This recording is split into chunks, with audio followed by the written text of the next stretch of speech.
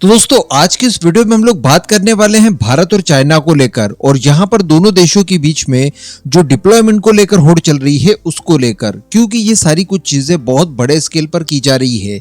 तो चलिए वीडियो शुरू करते हैं और शुरुआत करते हैं चाइना से।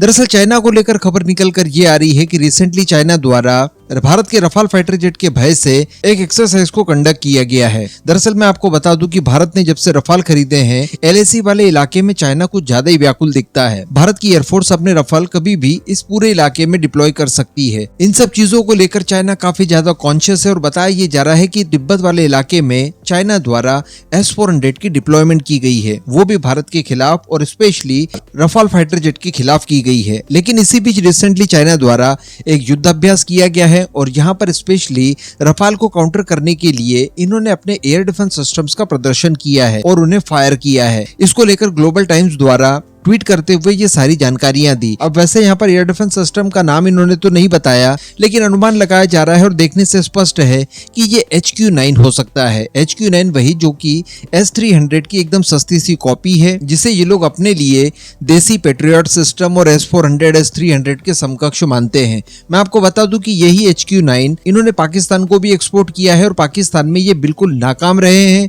इवन जब भारत की तरफ से ब्रह्मोस मिसफायर हुई थी उस समय तो ये एयर डिफेंस सिस्टम बिल्कुल गूंगे और बहरे बन गए थे। इनके द्वारा मिसाइल को देखना तक उचित नहीं समझा गया, यानी इनके अंदर इतनी भी कैपेबिलिटी नहीं है कि ये एक्टिव हो भी पाते और ब्रह्मोस को देख भी पाते। उससे पहले ही ब्रह्मोस ने जहां गिरना था वहां पर गिर चुकी थी। चलिए मान लेते हैं कि वो एक्सपोर्ट वेरिएंट होगा, कुछ हद तक कॉस्ट कटिंग करके उसे तैयार करके भिखारियों को सौंप दिया गया होगा, लेकिन ये थोड़ा सा अच्छा होगा जो चाइना खुद इस्तेमाल करता है।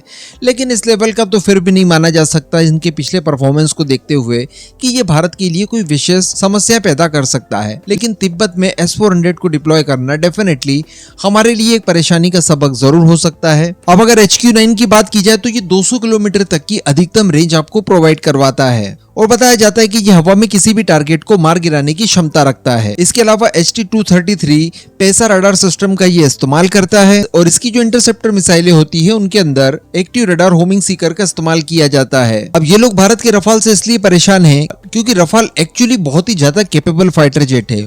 वो इस पूरे एलएसी वाले इलाके में जहां पर काफी ज्यादा एल्टीट्यूड हाई पाया जाता है, यहाँ पर भी अपना परफॉर्मेंस एज इट इज रख सकता है। इसके अलावा लद्दाख के फॉरवर्ड इलाकों में इसे बड़ी आसानी से तैनात किया जा सकता है और उसके नजदीक में जितनी भी चाइना की मिलिट्री इंस्टॉलेशंस वगैरह है या जो भी उनकी डिप्लॉयमेंट है उनके ऊपर ये सटीकता से निशाना लगा सकता है। तो इनको काउंटर करने के लिए इन्होंने विशेष रूप से एक्सरसाइज को कंडक्ट किया है। अब अगर भारत की बात कर ली जाए, BMD डिप्लॉयमेंट की बात कर ली जाए, तो कुछ सैटेलाइट इमेजेस से ये पता चला है कि भारत द्वारा बेंगलुरु के नॉर्थ ईस्ट में एक नए रडार सिस्टम को लेकर फैसिलिटी तैयार की गई है और वहां पर इसे इंटीग्रेट किया गया है। अब इसको लेकर अनुमान लगाए ये जा रहे हैं कि दरअसल भारत द्वारा यहाँ पर BMD सिस्टम के फेज 2 को डिप्लॉय करने की तैयारी की जा रही है, जो कि विशेषतः बेंगलोर और हैदराबाद को मिसाइलों से प्रोटेक्शन देने में कैपेबल होगा। हालांकि अनुमान यहाँ पर ये भी लगाए जा रहे हैं और एक्सपर्ट्स का ये मानना है कि इसका इस्तेमाल डुअल यूज से भी किया जा सकता है, यानी एक तो ये डिप्लॉयमेंट के लिए होगा जहाँ पर BMD का फेज 2 डिप्लॉय किया जाएगा,